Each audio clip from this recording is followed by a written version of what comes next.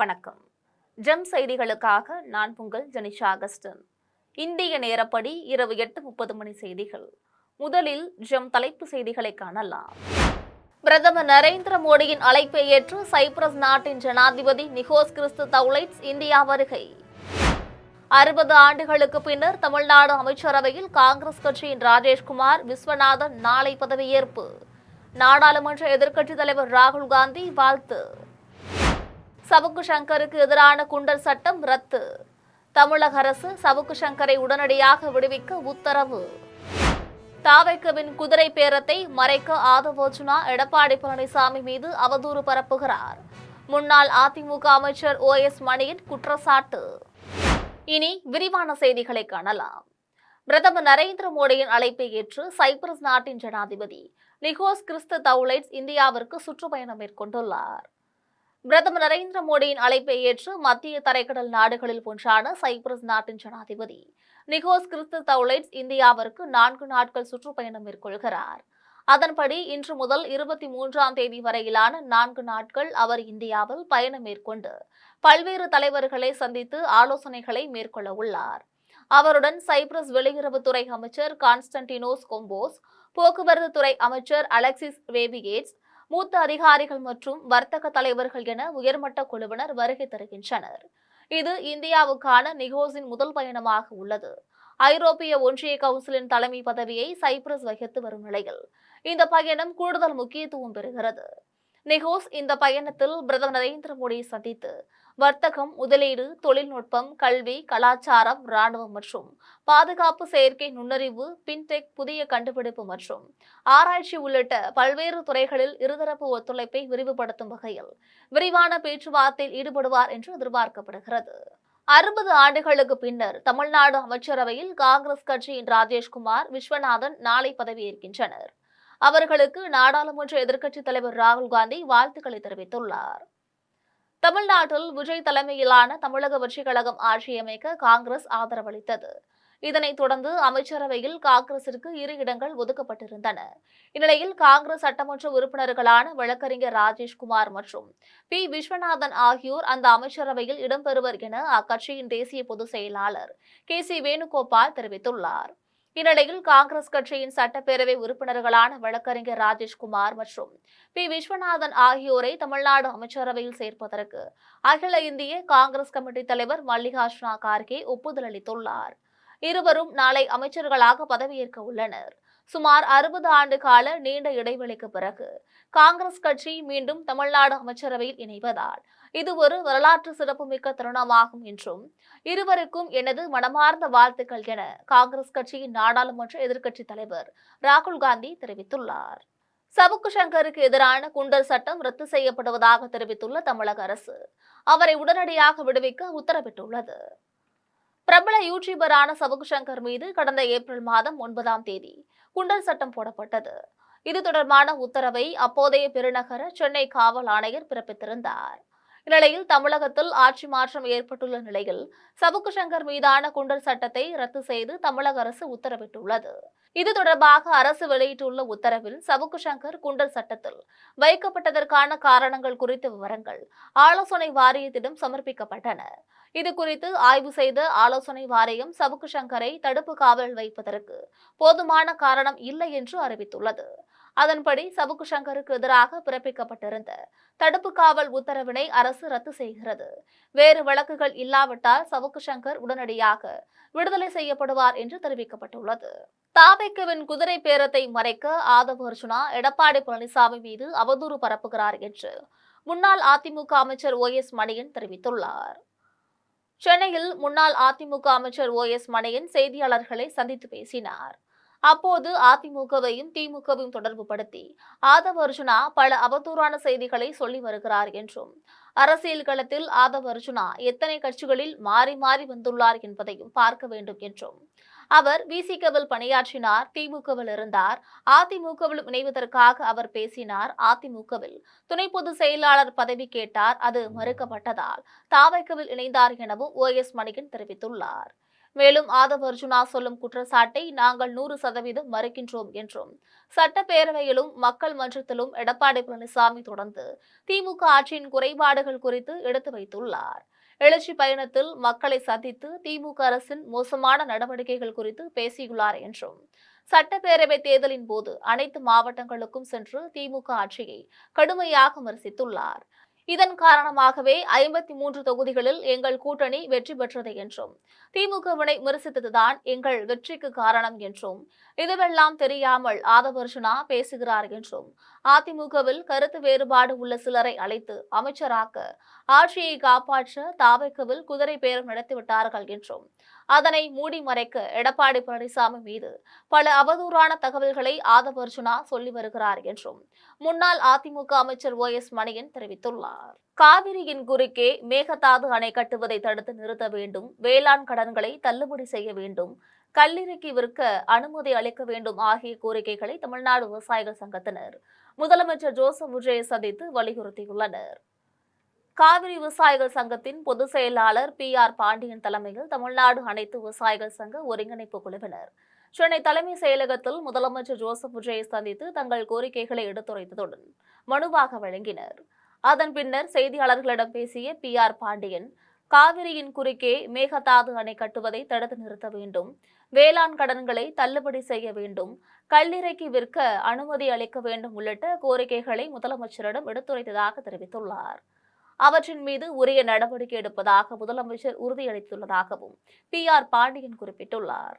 காட்டுநாயக்கன் சாதி சான்றிதழ் கிடைக்க நடவடிக்கை எடுப்பேன் என்று காட்டுநாயக்கன் வனக்காளி அழகு மாரியம்மன் திருக்கோவிலில் சுவாமி தரிசனம் செய்த பின்னர் காட்டுநாயக்கன் சமுதாய மக்களிடம் ஸ்ரீவைகுண்டம் சட்டமன்ற உறுப்பினர் VG சரவணன் தெரிவித்துள்ளார். ஏரல் அடுத்த சூலவாய்க்காலில் அமைந்துள்ள காட்டுநாயக்கன் வனக்காளி அழகு மாரியம்மன் திருக்கோவிலில் ஸ்ரீவைகுண்டம் சட்டமன்ற உறுப்பினரும் சமூக ஆர்வலருமான அன்னை VG சரவணன் சுவாமி தரிசனம் செய்தார். அதன் பின்னர் மாவட்ட இளைஞரணி அமைப்பாளர் வர்கீஸ், கிளை செயலாளர் மாரியப்பன் ஆகியோர் தலைமையில் ஊர் பெரியவர்கள், சமுதாய தலைவர்கள், பொதுமக்கள் கலந்து கொண்டு சட்டமன்ற உறுப்பினர் VG சரவணனுக்கு சால்வை அணிவித்தும் மாலை அணிவித்தும் உற்சாக வரவேற்பு அளித்தனர்.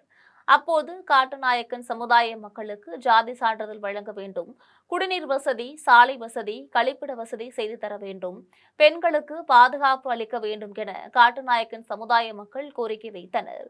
இதற்கு பதிலளித்து பேசிய சட்டமன்ற உறுப்பினர் VG சரவணன், நாம் அனைவரும் முதலமைச்சர் ஜோசப் விஜய் ஆட்சியில் இருக்கின்றோம் என்றும் வேலைவாய்ப்பை உருவாக்கி தருவேன், காட்டுநாயக்கன் ஜாதி சான்றிதழ் கிடைக்க நடவடிக்கை எடுப்பேன் என்றும் உங்களின் அனைத்து கோரிக்கைகளையும் நிறைவேற்றி தருவேன் என்றும் சட்டமன்ற உறுப்பினர் VG சரவணன் தெரிவித்துள்ளார். நிகழ்ச்சியில் ஒன்றிய செயலாளர் அருள், ஆழ்வார், வேல்ராஜ் உட்பட கழக நிர்வாகிகள் பலர் உடனிருந்தனர். குடியாத்தத்தில் செயல்படும் திருவள்ளுவர் மேல்நிலைப் பள்ளியில் பயின்று 10ஆம் வகுப்பு பொதுத் தேர்வில் 2ஆம் இடம் பிடித்த மாணவி காவியாவிற்கு பள்ளி நிர்வாகி பாலசுப்ரமணியன், கல்வியாளர் ராஜேந்திரன், சுந்தரவதனம் ஆகியோர் சால்வை அணிவித்து இனிப்புகளை வழங்கி பாராட்டினர்.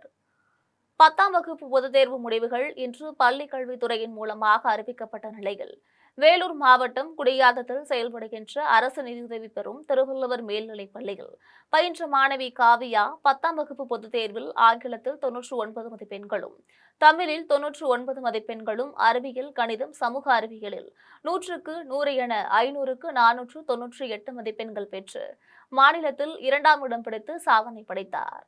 இதனையடுத்து மாணவிக்கு பள்ளி நிர்வாகி பாலசுப்ரமணியன், கல்வியாளர் ராஜேந்திரன், சுந்தரவதனம் ஆகியோர் சால்வை அணிவித்து இனிப்புகளை வழங்கி பாராட்டி வாழ்த்தினர். இதில் ஆசிரியர்கள், பெற்றோர்கள் உள்ளிட்ட பலர் கலந்து கொண்டனர்.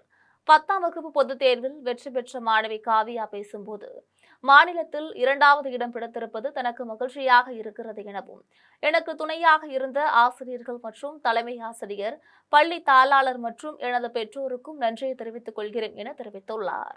மேலும் வருங்காலத்தில் CA படிப்பதுதான் எனது கனவு என காவியா தெரிவித்தார். சங்கரன் கோவில் அருகே விபத்தில் துண்டான தொழிலாளியின் கையை பதப்படுத்தப்பட்ட பாக்ஸில் கொண்டு வராமல் பிளாஸ்டிக் பையில் கொண்டு வந்த மருத்துவமனை ஊழியர்கள் மீது நடவடிக்கை எடுக்க வேண்டும் என பொதுமக்கள் கோரிக்கை விடுத்து வருகின்றனர். தென்காசி மாவட்டம் சங்கரன் கோவில் அடுத்த அச்சம்பட்டி பகுதியில் செயல்பட்டு வரும் தனியார் குவாரியில் ஏற்பட்ட விபத்தில் அங்கு வேலை பார்த்து கொண்டிருந்த ஒடிசாவை சேர்ந்த நிர்மல் என்ற தொழிலாளியின் கை குவாரியில் உள்ள இயந்திரத்தில் சிக்கி துண்டானது. உடனே சக தொழிலாளர்கள் நிர்மலை மீட்டு 108 ஆம்புலன்ஸ் மூலமாக சங்கரன்கோவில் அரசு மருத்துவமனைக்கு கொண்டு சென்றனர். அங்கு முதற்கட்டமாக சிகிச்சை அளிக்கப்பட்ட பின்னர் மேல் சிகிச்சைக்காக அவரை மற்றொரு மருத்துவமனைக்கு அனுப்பி வைத்தனர். இதனிடையே விபத்தில் துண்டான கையை ஐஸ் பாக்ஸில் பதப்படுத்தி கொண்டு வராமல் சாதாரண மஞ்சள் நிற பிளாஸ்டிக் கவரில் போட்டு துண்டான கையை மருத்துவர்களிடம் மருத்துவமனை ஊழியர்கள் கொடுத்ததாக தொழிலாளியின் உறவினர்கள் குற்றம் சாட்டினர். இதனை பார்த்தவர்களும் அதிர்ச்சியடைந்தனர். இதனிடையே இந்த சம்பவம் குறித்து அதிகாரிகள் உரிய விசாரணை நடத்தி மருத்துவமனை ஊழியர்கள் மீது நடவடிக்கை எடுக்க வேண்டும் என பொதுமக்கள் கோரிக்கை விடுத்தனர். இது தொடர்பான வீடியோ காட்சிகள் தற்போது வெளியாகி பொதுமக்கள் மத்தியில் கடும் அதிர்ச்சியை ஏற்படுத்தியுள்ளது. ஆன்லைன் மருந்து விற்பனையை தடை செய்ய வேண்டும் என வலியுறுத்தி திருப்பத்தூரில் மருந்தக உரிமையாளர்கள் மற்றும் மருந்து விற்பனையாளர்கள் போராட்டத்தில் ஈடுபட்டனர். நாடு முழுவதும் மருந்து கடைகளை அடைத்துவிட்டு வேலைநிறுத்த போராட்டத்தில் ஈடுபடுவதற்கு அகில இந்திய மருந்தக உரிமையாளர்கள் மற்றும் விற்பனையாளர்கள் சங்கத்தினர் அழைப்பு விடுத்திருந்த நிலையில் இன்று காலையில் நாடு முழுவதும் 13 லட்சத்திற்கும் மேற்பட்ட மருந்தக உரிமையாளர்கள் பங்கேற்று ஆன்லைன் மருந்து விற்பனையை தடுத்து நிறுத்த வேண்டும் என வலியுறுத்தி போராட்டத்தில் ஈடுபட்டனர். அதன்படி திருப்பத்தூரில் மருந்தக உரிமையாளர்கள் கடைகளை அடைத்துவிட்டு போராட்டத்தில் ஈடுபட்டனர். அப்போது போலி மருந்து விற்பனையை தடுக்க வேண்டும், ஆன்லைன் மூலம் வாங்கப்படுகின்ற கருக்கலைப்பு மருந்துகளால் ஏற்படும் உயிரிழப்புகள் மற்றும் இளைஞர்களின் கலாச்சார சீரழிவை தடுத்து நிறுத்த வேண்டும் என வலியுறுத்தினர். இது தொடர்பாக மருந்தக உரிமையாளர்கள் மற்றும் மருந்து விற்பனையாளர்கள் செய்தியாளர்களிடம் தெரிவிக்கையில், விருதுநகர் மாவட்டம் அருப்புக்கோட்டை புதிய பேருந்து நிலையத்தில் உள்ள அம்மா உணவகத்தை மாவட்ட ஆட்சியர் சுகபுத்ரா ஆய்வு செய்தார். தமிழகத்தில் உள்ள அம்மா உணவகங்கள் அனைத்தும் புதுப்பிக்கப்படும் என முதலமைச்சர் ஜோசப் விஜய் உத்தரவிட்டுள்ளார். அதனைத் தொடர்ந்து விருதுநகர் மாவட்டம் அருப்புக்கோட்டை புதிய பேருந்து நிலையத்தில் உள்ள அம்மா உணவகத்தை மாவட்ட ஆட்சியர் சுகபுத்ரா ஆய்வு செய்தார். அப்போது அம்மா உணவகத்தில் உள்ள சமையலறை, சுத்தம் செய்யும் இடம், பாத்திரங்கள் வைக்கும் இடம் ஆகியவற்றை ஆய்வு செய்த பின்னர் என்னென்ன உணவுகள் வழங்கப்படுகிறது, எந்த முறையில் உணவுகளுக்கு டோக்கன்கள் வழங்கப்படுகிறது என அம்மா உணவக பணியாளர்களிடம் மாவட்ட ஆட்சியர் சுகபுத்ரா கேட்டறிந்தார். இதேபோன்று புதிய பேருந்து நிலையத்திலிருந்து புறவழி சாலையை இணைக்கும் 3 சாலை திட்ட பணிகளையும், புதிதாக கட்டி முடிக்கப்பட்டுள்ள புதிய பேருந்து நிலையத்தினையும், சுகாதார வளாகத்தையும் மாவட்ட ஆட்சியர் சுகபுத்ரா ஆய்வு செய்தார். இதனையடுத்து புதிய பேருந்து நிலையத்தில் ஆக்கிரமித்துள்ள நடைபாதை, கடைகளை அகற்ற நகராட்சி ஆணையருக்கு மாவட்ட ஆட்சியர் சுகபுத்ரா உத்தரவிட்டார். ஆய்வின் போது நகராட்சி ஆணையாளர் மற்றும் நகராட்சி அதிகாரிகள் உடனிருந்தனர். திருச்சுழி அருகே செம்பொன் நெருஞ்சி கிராமத்தில் அமைந்துள்ள ஸ்ரீ அரியநாச்சியம்மன் திருக்கோவிலின் பொங்கல் விழாவினை முன்னிட்டு ஜல்லிக்கட்டு போட்டி நடைபெற்றது. விருதுநகர் மாவட்டம் திருச்சுழி அடுத்த செம்பொன் நெருஞ்சி கிராமத்தில் அமைந்துள்ள ஸ்ரீ அரியநாச்சியம்மன் கருப்பசாமி ஐயனார் திருக்கோவிலின் பொங்கல் திருவிழாவினை முன்னிட்டு ஜல்லிக்கட்டு போட்டி நடைபெற்றது. மாவட்ட நிர்வாகத்தின் அறிவுரைப்படி பதிவு செய்யப்பட்டு டோக்கன் வழங்கப்பட்ட 350 காளைகளும் 200க்கும் மேற்பட்ட மாடுபிடி வீரர்களும் ஜல்லிக்கட்டு போட்டியில் பங்கேற்றனர். போட்டியை அருப்புக்கோட்டை வருவாய் கோட்டாட்சியர் மாரிமுத்து கொடியசைத்து துவக்கி வைத்தார். போட்டியில் முதலாவதாக வாடிவாசல் வழியாக கோவில் காளை அவிழ்த்து விடப்பட்டது. அதன் பின்னர் அனைத்து காளைகளும் களமிறக்கப்பட்டது. போட்டியில் காயமடையும் மாடுபிடி வீரர்களுக்கும் காளைகளுக்கும் சிகிச்சை அளிக்க மருத்துவ குழுவினர் தயார் நிலையில் இருந்தனர். போட்டியில் வெற்றி பெற்ற மாடுபிடி வீரர்களுக்கும் பிடிபடாத காளையின் உரிமையாளர்களுக்கும் கட்டில், சீலிங் ஃபேன், அண்டா, வெள்ளி காசுகள் மற்றும் ரொக்க பரிசுகள் வழங்கப்பட்டது. ஜல்லிக்கட்டு விழாவினை முன்னிட்டு 300க்கும் மேற்பட்ட காவல்துறையினர் பாதுகாப்பு பணியில் ஈடுபட்டனர். வேடசந்தூர் அருகே கஞ்சா போதை இளைஞர்கள் காரை வழிமறித்து தாக்கும் வீடியோ காட்சிகள் வெளியாகி பரபரப்பை ஏற்படுத்தியுள்ளது. திண்டுக்கல் மாவட்டம் வேடச்சந்தூர் அடுத்த பூத்தாம்பட்டியை சேர்ந்த விஷ்ணு என்பவருக்கு மனைவி மற்றும் ஒரு ஆண் குழந்தை உள்ளது. விஷ்ணு பெங்களூரில் தனியார் நிறுவனம் ஒன்றில் கம்ப்யூட்டர் இன்ஜினியராக வேலை பார்த்து வருகிறார். நிலையில் உடல்நிலை சரியில்லாமல் மாமனார் முருகேசன் கோயம்புத்தூர் தனியார் மருத்துவமனையில் சிகிச்சை பெற்று வருகிறார். இவரை பார்ப்பதற்காக விஷ்ணு தனது தந்தையை காரில் அழைத்துக் கொண்டு கோயம்புத்தூர் தனியார் மருத்துவமனைக்கு சென்று மாமனார் முருகேசனிடம் உடல்நலம் குறித்து விசாரித்துவிட்டு பூத்தாம்பட்டி நோக்கி காரில் சென்றார். வேடசந்தூர் சாலையூர் அருகே கார் சென்றபோது 3 பேர் சென்ற இருசக்கர வாகனத்தின் மீது கார் மோதியது. இதனால் ஆத்திரமடைந்த கஞ்சா போதையில் இருந்த இளைஞர்கள் காரை விரட்டி கொண்டே வந்த நிலையில் ஆட்கள் நடமாட்டம் உள்ள சாலையூர் 4 ரோடு பகுதியில் விஷ்ணு காரை நிறுத்தியதும் கஞ்சா போதை இளைஞர்கள் மூவரும் தடியாலும் கல்லாலும் காரின் கண்ணாடிகளை உடைத்துவிட்டு விஷ்ணு மற்றும் அவரது தந்தையை கொடூரமாக தாக்கினர். இதனை கண்டு அக்கம் பக்கத்தினர் ஓடி வந்ததும் இளைஞர்கள் இருசக்கர வாகனத்தில் தப்பித்து சென்றனர். இதனையடுத்து விஷ்ணு வேடச்சந்தூர் காவல் நிலையத்தில் அளித்த புகாரின் பேரில் காவல்துறையினர் வழக்கு பதிவு செய்து விசாரணை நடத்தியதில் இளைஞர்கள் வேடச்சந்தூரை சேர்ந்தவர்கள் என்பதும் மூவரும் தலைமறைவாகிவிட்டதும் தெரியவந்தது. இதனையடுத்து இளைஞர்களின் இருசக்கர வாகனத்தை காவல்துறையினர் பறிமுதல் செய்தனர். மேலும் தலைமறைவாகியுள்ள கஞ்சா போதை இளைஞர்களை போலீசார் தேடி வருகின்றனர். தன்னை தாக்கிய கஞ்சா போதை நபர்கள் மீதும் தன் மீது பொய்யான பழி சுமத்தும் காவல்துறையினர் மீதும் தமிழக முதலமைச்சர் உரிய நடவடிக்கை எடுக்க வேண்டும் என்று தஞ்சையில் தனியார் தொலைக்காட்சியின் செய்தியாளர் காஷா மைதீன் வலியுறுத்தினார். கஞ்சா போதை நபர்கள் வீட்டில் புகுந்து தாக்கியதில் படுகாயமடைந்து தஞ்சை மருத்துவமனையில் சிகிச்சை பெற்று வருகின்ற தனியார் தொலைக்காட்சியின் செய்தியாளர் காஷா மைதீன் செய்தியாளர்களை சந்தித்து பேசினார். அப்போது திருவாரூர் மாவட்டம் முத்துப்பேட்டையில் வீட்டில் உறங்கிக் கொண்டிருந்த போது வீட்டிலிருந்து வெளியே அழைத்து சென்று கண்ணாடி பாட்டிலால் கொடுமையாக தாக்கி தன்னை காயப்படுத்தினர் என்றும் தற்போது தஞ்சை மருத்துவக் கல்லூரி மருத்துவமனையில் அனுமதிக்கப்பட்டு சிகிச்சை பெற்று வருகிறேன் என்றும் தெரிவித்துள்ளார். மேலும் இது தொடர்பாக முத்துப்பேட்டை காவல்துறை வெளியிட்ட அறிக்கையில் காஷா மைதீன் அதிராம்பட்டினத்தை சேர்ந்த ஒரு பெண்ணை மிரட்டியதாகவும் இதனால் அவரது உறவினர்கள் தாக்கியதாகவும் தெரிவித்துள்ளனர். இது உண்மைக்கு புறம்பானது என்றும் காவல்துறை வேண்டுமென்றே தன் மீது பொய்யான பழி சுமத்துவதாக செய்தியாளர் காஷா மைதீன் குற்றம் சாட்டினார். மேலும் தன்னை தாக்கியவர்கள் கஞ்சா போதையில் இருந்ததாகவும் கஞ்சா விற்பனையை கட்டுப்படுத்தாத காவல்துறையினர் மீது தமிழக முதலமைச்சர் ஜோசப் விஜய் நடவடிக்கை எடுத்து வரும் நிலையில் அதை திசை திருப்புவதற்காகவே தன் மீது பொய்யான குற்றச்சாட்டை சுமத்துகின்றனர் என்றும் தாக்குதல் நடந்த இடத்தில் உள்ள சிசிடிவி காட்சிகளில் ஆடியோ உட்பட அனைத்தும் பதிவாகியுள்ளதாக காஷா மைதீன் தெரிவித்துள்ளார். மேலும் தன் கைத்தொலைபேசியை தன்னை தாக்கியவர்கள் எடுத்து சென்றுள்ளனர் என்றும் அதில் உள்ள உரையாடல்களை ஆய்வு செய்தாலே உண்மை வெளிப்படும் என்றும் தெரிவித்துள்ள அவர் தன்னை தாக்கியவர்கள் மீதும் தன் மீது பொய்யான பழி சுமத்தும் காவல்துறையினர் மீதும் தமிழக முதலமைச்சர் உரிய நடவடிக்கை எடுக்க வேண்டும் என்றும் தனியார் தொலைக்காட்சியின் செய்தியாளர் காஷா மைதீன் வலியுறுத்தினார். சண்டை நடந்ததா என்கிட்ட வந்து முறையிட்டாங்க. நான் உடனே அவங்ககிட்ட சொன்னேன், நீ ஏன்ப்பா இங்கே வந்தீங்க, நேராக காவல் நிலையத்தில் போய் புகார் கொடுங்கன்னு சொன்னேன். அதற்கு காவல் நிலையம் சென்றோம், அங்கே வந்து புகார் எடுக்கலை, அதனால் நீங்கள் கொஞ்சம் வந்து சொல்லுங்கள் அப்படின்னு என்னை கூப்பிட்டாங்க. நான் உடனே சொன்னேன், என்னால் வர முடியாது, நான் வந்து போலீஸ் ஸ்டேஷனுக்கு நான் ஃபோன் அடிக்கிறேன், அங்கே உள்ள இரவு நேரத்தில் உள்ள போலீஸ்க்கு நான் ஃபோன் அடித்து நான் தகவலை சொல்கிறேன், நீ போய் கம்ப்ளைண்ட்டை கொடுங்கன்னு சொல்லும்போது இந்த பேசிகிட்டு இருக்கும்போதே இடுப்பில் வச்சு இந்த பாட்டில் எடுத்து என்னை அடித்து தலையில் அடித்து நெஞ்சில் அடித்து தாக்கிட்டாங்க. இது குறித்து பல ஊடகங்களுக்கு பேட்டி அளித்தேன், கஞ்சா போதையில் தாக்குனாங்க. 2026ஆம் ஆண்டின் தென்மேற்கு பருவமழை முன்னெச்சரிக்கை நடவடிக்கை மேற்கொள்ள 240 வீரர்கள் கேரள மாநிலத்திற்கு விரைந்துள்ளனர். இதேபோன்று தமிழகத்தில் முன்னெச்சரிக்கை நடவடிக்கையை எதிர்கொள்ள 150 வீரர்கள் தயார் நிலையில் உள்ளனர்.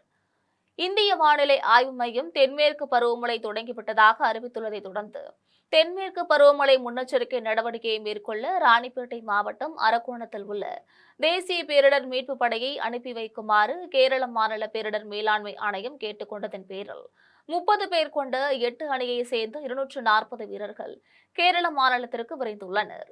கேரளா சென்றவுடன் வீரர்கள் கொல்லம், பத்தனந்திட்டா, ஆலப்புழா, இடுக்கி, எர்ணாகுளம், திருச்சூர், கோழிக்கோடு மற்றும் வயநாடு ஆகிய மாவட்டங்களில் நேரடியாக சென்று முன்னெச்சரிக்கை நடவடிக்கை மேற்கொள்கின்றனர்.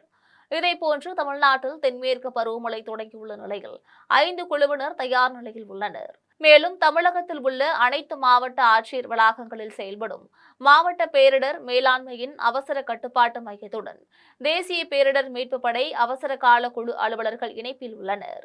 மேலும் தமிழ்நாடு அரசு கேட்டுக் கொண்டதால் மழை வெள்ள மீட்பு பணியில் ஈடுபட வீரர்கள் விரைந்து செல்ல மீட்பு வாகனங்களுடன் தயார் நிலையில் உள்ளனர் என தேசிய பேரிடர் மீட்பு படையின் செய்தி மற்றும் மக்கள் தொடர்பு அலுவலர் ராம்குமார் தெரிவித்துள்ளார். அரக்கோணத்தில் தமிழ்நாடு கம்மாநாயுடு மகாஜன சங்கம் சார்பில் கோடை காலத்தை முன்னிட்டு பொதுமக்களுக்கு நீர்மோர் வழங்கும் நிகழ்ச்சி நடைபெற்றது. ராணிப்பேட்டை மாவட்டம் அரக்கோணம் புதிய பேருந்து நிலையம் அருகே தமிழ்நாடு கம்மாநாயுடு மகாஜன சங்கத்தின் அலுவலகம் எதிரே கோடை காலத்தை முன்னிட்டு பொதுமக்களுக்கு நீர்மோர் வழங்கும் நிகழ்ச்சி நடைபெற்றது.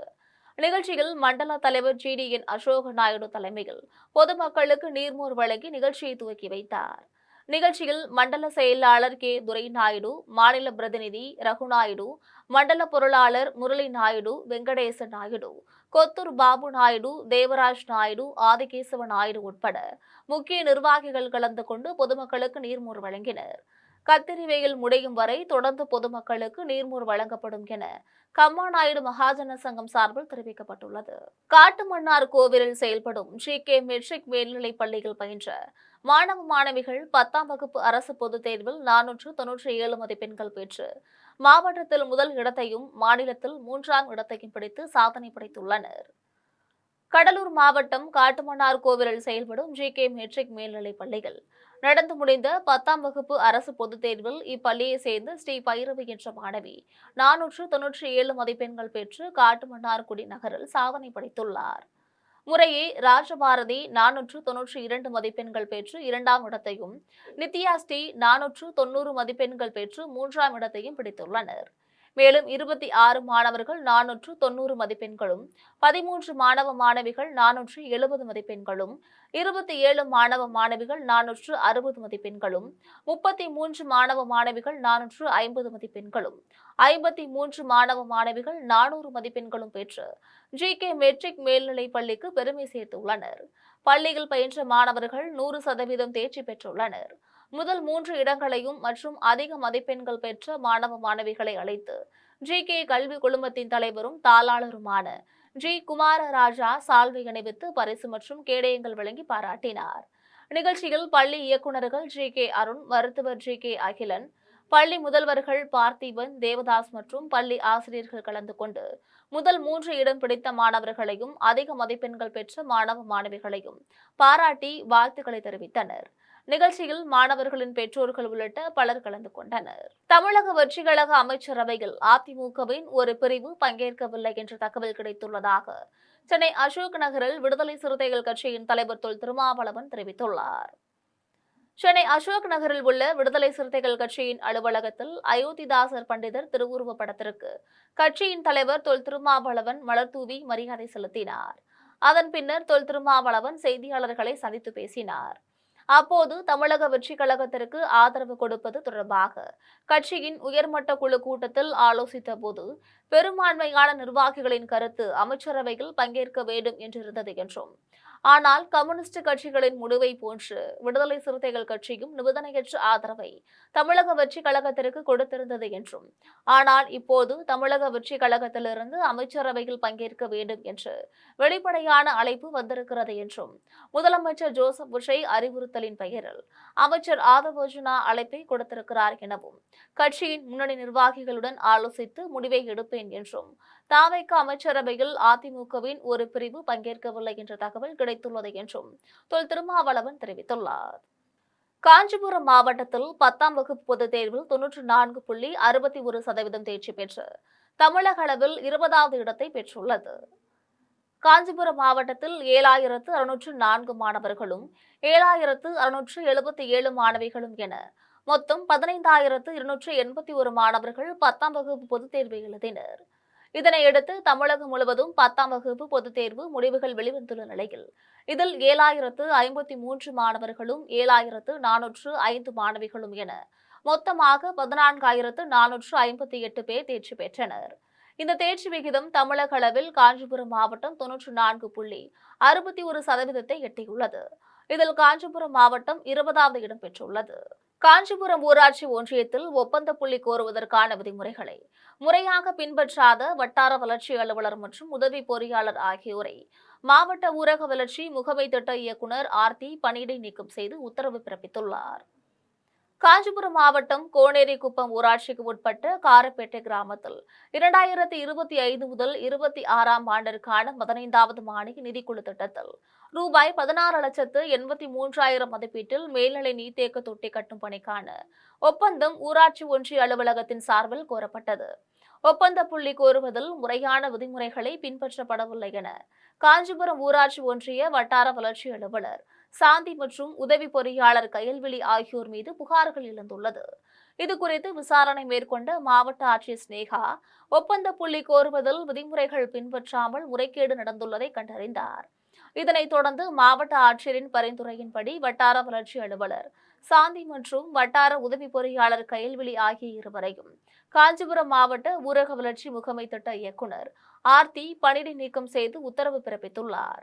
பணியிடை நீக்கம் செய்யப்பட்ட வட்டார வளர்ச்சி அலுவலர் சாந்தி வாலஜாபாத் வட்டார வறட்சி அலுவலகத்தில் பணிபுரிந்து வந்தார் என்பது குறிப்பிடத்தக்கது.